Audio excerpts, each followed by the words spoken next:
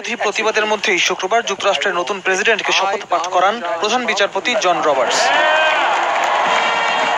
আনুষ্ঠানিকভাবে দায়িত্ব গ্রহণের পর প্রায় 18 মিনিটের অভিষেক ভাষণের শুরুতেই তিনি গণতন্ত্রের ধারাবাহিকতা ও মর্যাদা অক্ষুণ্ণ রাখার জন্য মার্কিনদের ধন্যবাদ জানান।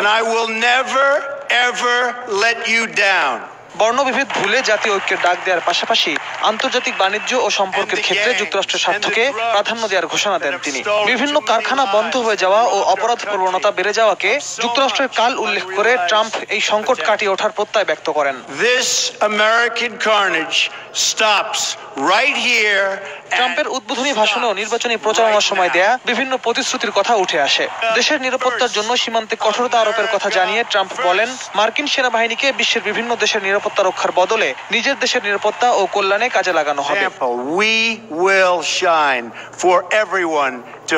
ডোনাল্ড ট্রাম্পের জাতির উদ্দেশ্যে দেয়া এই ভাষণকে স্বাগত জানিয়েছেন মার্কিনদের পাশাপাশি প্রবাসী বাংলাদেশিরাও।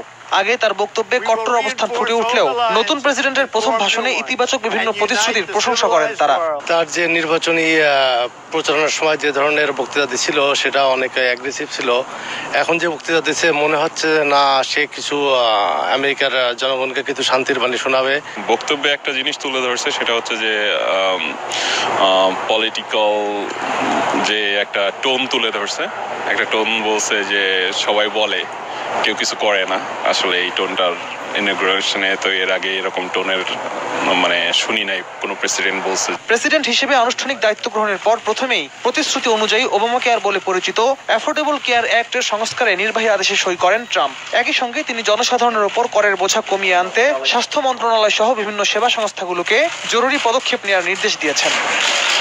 এদিকে সারা বিশ্বে বর্তমান মার্কিন রাষ্ট্রদূতদের বরখাস্ত করেছেন যুক্তরাষ্ট্রের নতুন প্রেসিডেন্ট ডোনাল্ড ট্রাম্প। নতুন রাষ্ট্রদূত নিয়োগ প্রক্রিয়ার অংশ হিসেবে এই উদ্যোগ নেওয়া হলেও তাদের পরিবর্তে কারো নাম ঘোষণা করা হয়নি বলে জানায় গণমাধ্যম। রিয়াদুল ইসলাম, সময় সংবাদ।